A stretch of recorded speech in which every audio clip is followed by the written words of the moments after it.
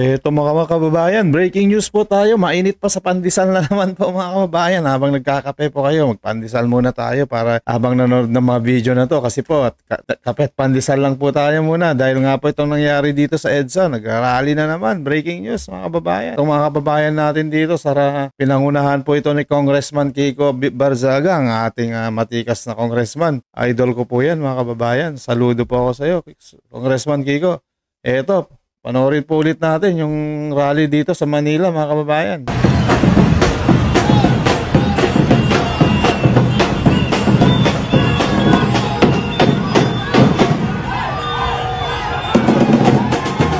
Ayan po mga kababayan, yung ating mga kababayan na nagsasakripisyo para lang po bumaba sa pwesto ng mga kawatan.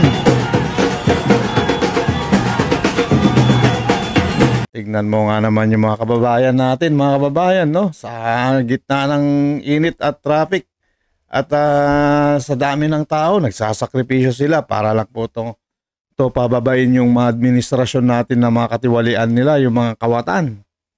Ayan po sila, mga kababayan. Tignan mo nga naman, no? Biro mo, ang hirap-hirap po ng ganyan. Sakripisyo sila para lang ibuwis yung kanilang buhay. Hindi po sila bayaran, ha? Baka akala nyo. Yan po yung volunteer na gusto nila ng pagbabago. Nasa sa inyo na yan kung magpapabayad kayo kasi wala rin kayong prinsipyo pag tinanggap nyo yung bayad. Okay lang pag binayaran kayo, edi pangkain nyo na lang pero buong puso nyo, paglalaban nyo yung karapatan natin. Kunin nyo yung pera, galing din naman sa magnanakaw yan, mga magbibigay dyan. Oh. At least binigay nila sa atin, hindi nila nilagay sa bulsa nila. Kasi magnanakaw po yung mga yan eh.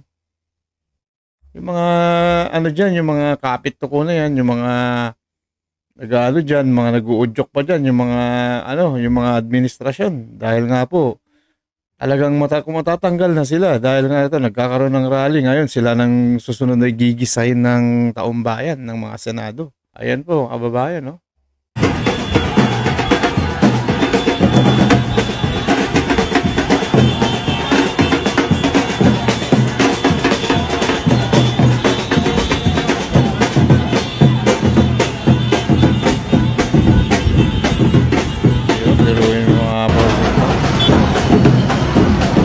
Biruin mo yung mga pumupunta dyan, yung mga kabataan, mga matatanda, mga senior citizen, yung mga tignan mo naman yung sakripisyo nila para lang gusto nila ng pagbabago, mga kababayan, mantakin nyo naman, di ba? Talagang sobra na itong nasa gobyerno natin. Abamboy, kahit anong pabango nila, wala na.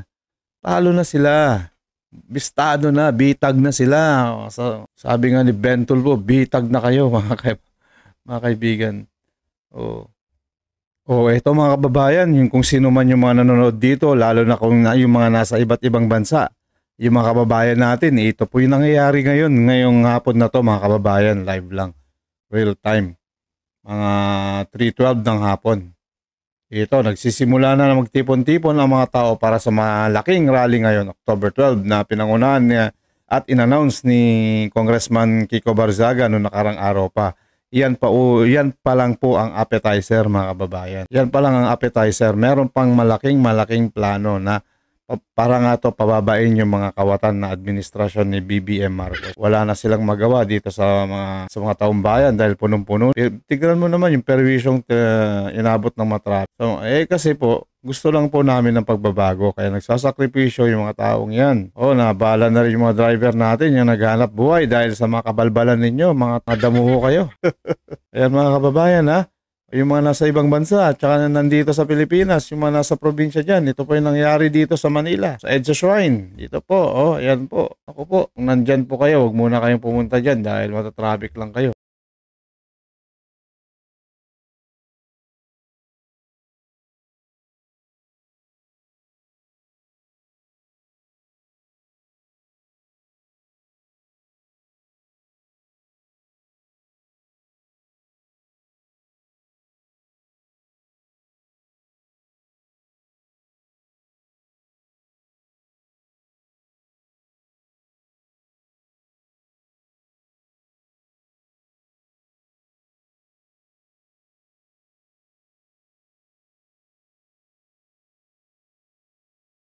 Mga kababayan ang sarap mong magsilbi. Sarap pong magsilbi sa bayan, di ba mga kababayan, pong mga ganyang rally, yung feel na feel mo, yung pumupunta ka sa rally na yan, yung buong puso mo, pinaglalaban mo yung mga apo mo. Pinaglalaban mo yung mga apo mo dahil nga yung ayaw mo po ng mga kurakot na pagpapatakbo ng administrasyon na to. Gusto mo po lumaki yung mga apo mo na maayos yung bansa natin, na maganda po yung makikita nila paglaki nila ng mga proyektong na pinapagawa ng gobyerno, hindi lang po yung nasa kanila na pupunta ng pera natin. Mahiya kayo, mga buhaya kayo. Tignan mo naman yung mga kababayan natin, nagsasakripisyo pa sila, oh. Sinakripisyo nila yung mga oras at buhay nila para lang ipaglaban ng mga karapatan namin. Maraming salamat po sa inyo. Saludo po ako sa inyo mga kababayan. So far, ito mga kababayan, so far 3:30 ng hapon na 3:25 dito po yung nangyayari dito sa Manila mga kababayan, yung mga rally po dahil nga dito sa against the corruption. This is mga kababayan natin na nagsasakripisyo, panoorin po natin.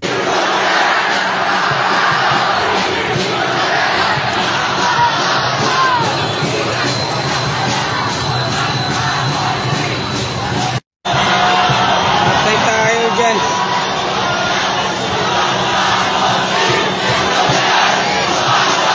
Maraming traffic na naman to mga kababayan.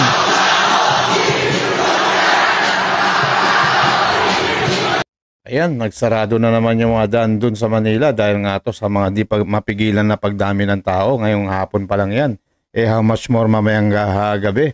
Dahil nga po, meron nga pong plano na pinahayag nga ni Senator Kiko Barzaga na papasukin nila yung bahay nila Congressman Romualdez tsaka si Zaldico dun sa Forbes Park mga kababayan. Ako, patay po sila dito. Yan, ang bagay sa inyo. Balik nyo ang pera namin. Ayos lang yan. Go. Let's go. Maraming salamat po mga kababayan. Ito po News That Matters. Huwag nyo kong kalimutan i-like, share, subscribe. At nang sa ganun, napapanood dito ng ating mga kababayan dito sa Pilipinas at sa iba't ibang panig ng mundo. Maraming salamat po. God bless.